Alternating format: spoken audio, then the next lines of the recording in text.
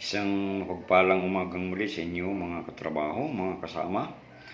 Narito po muli ang inyong lingkod na manggagawa ng kalan. Akin pong muling ipakakita sa inyo ang aking bagong gawa na kalandios oil. Ito po yung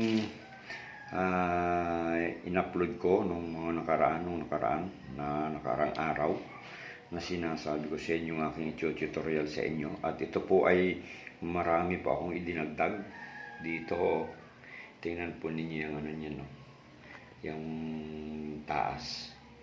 Yan po ay napakagandang tingnan, no? Ito po ay na maliit lang. Maliit lang po yan.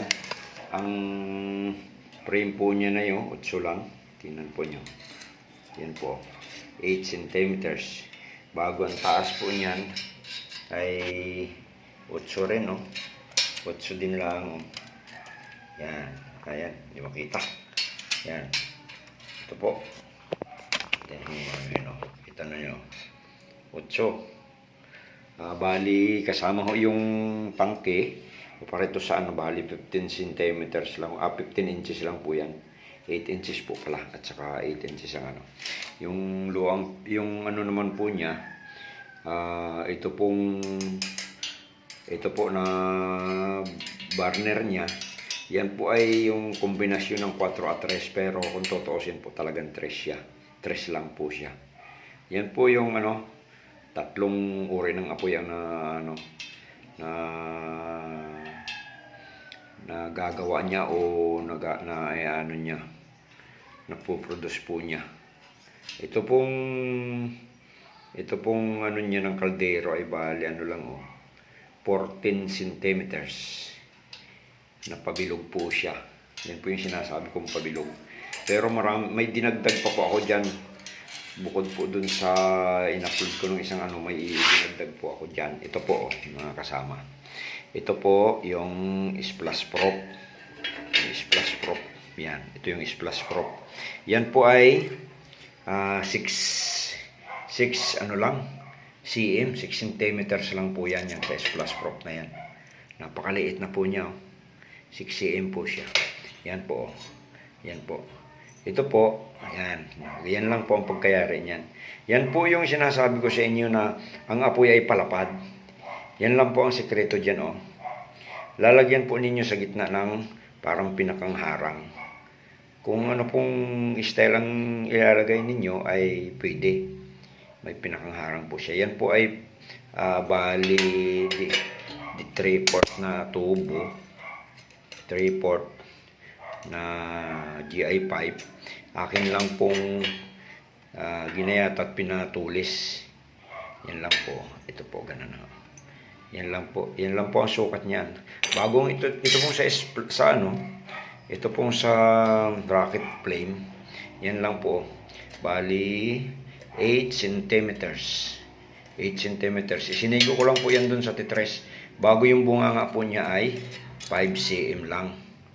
Wala pa po. Halos 5 cm. 4.5 centimeters lang po siya. Yan po. Ito pong parang ito. Yan po ay ipinatong ko lang dito sa ito. Yan. Yan po ay nakasalpak dito. Kasalpak po siya. Bago, nilagyan ko po nito. Na pag umano yung apoy, pagka na ganyan lang po siya. Pero may lumulusot pa rin po diyan. Yan. Parang yan po'y pananggal lang para hindi masyadong umano dito sa baba. Yan lang po yan, no? Simpleng-simple lang po yan. Ito po ang rocket flame. Ito po ang pang rocket flame. Ito po. Ito po yung pang splash prop. Yan. Isasalpak lang pong ganyan, no? Yan. Yan lang po yan. Bago ito po, oh. Yan lang po yung nozzle niya. Yan po ay media. Na ang butas po niya ay 8 lang sa taas. Bago 8 dun sa kasunod, 4 yung kasunod. Bago 4 na yung pantay sa baba. Bago 4 na patusok po dun sa base plate o sa sahig. Para ho pinakang fire enhancer po yun. Para siya po ang parang dun sa langis. Ito po yung nung ipinakita ko po ito nung una. Ito lamang po yung nakaano niya. Wala pong makikitang ano yung ito, yun. Ito. Wala po 'yan. Hindi ko pa ho yan nalalagyan noon. Ngayon po, yan po yung nilagyan ko na. Detachable din po yan. Yan po. Yan. Detachable po yan. Oh. Yan po lang ang ano niya, no? Ang sekreto niya. No? Yung tubo po ay aking biniak at pinukpok ko palabas bago sa welding. Hindi ko na po inano ang welding yan. Hindi ko na po inano siya. Basta binelding inano ng kaunti. Sinigo ko lang po dito sa ano po, sa frame ng ano yung lagayan ng kaldero.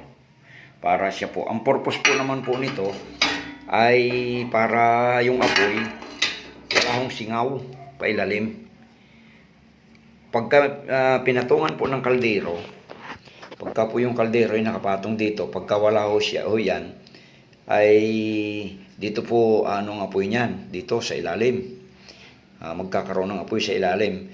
Ang ginawa ko po, nilagyan ko po sa ilalim para kahit lapat yung puwit ng kaldero, lapat po dito. Lapat po siya dito. Hindi po siya ano sa ilalim, hindi po siya bababa yung apoy. Kasi pag wala po niyan, bumababa yung apoy. Ang ginawa ko lang po, binutasan ko dito sa gilid. Oh. Yan. Para mayroon pong yung hangin na makapasok naman. Para hindi po siya masyadong uusok. Kasi pag wala ho yan, may posibilidad pong mamatay ang apoy o may posibilidad na masyadong mausok. Yan po ay uusok lang ng konti, pero pagka mainit na po siya, wala na po siyang usok. Kaya ganyan lang po, mga kasama. Doon sa ano na detachable, yun lang po itinagdag ko. Yung apoy po niya, ganun din po. Napakaganda rin po ng apoy. Yan lang po, napakasimple ito. Rocket flame, S plus pro flame.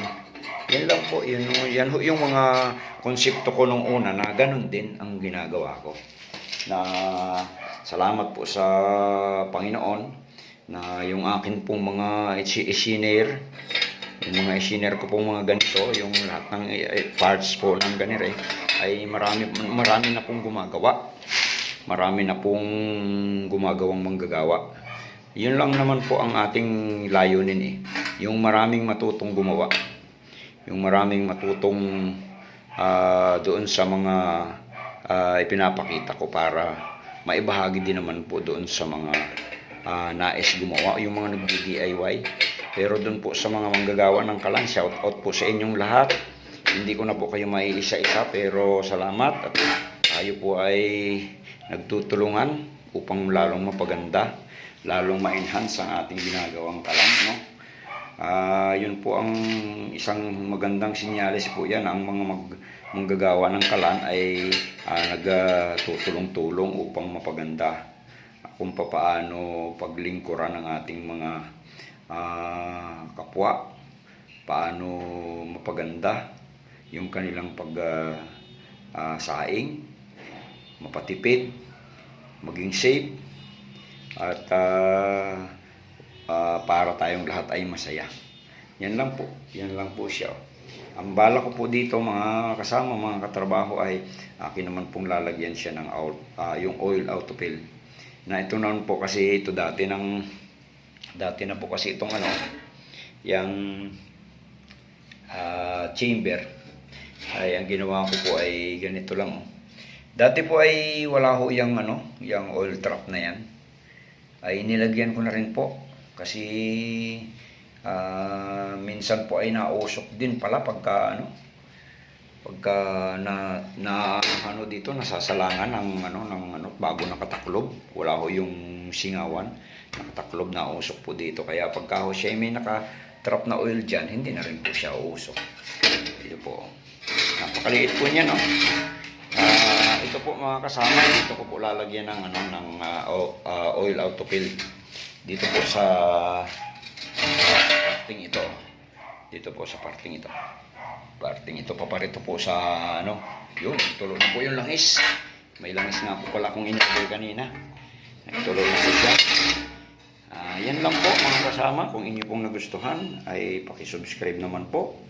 Paki-hit ang notification bell. Paki-like and share.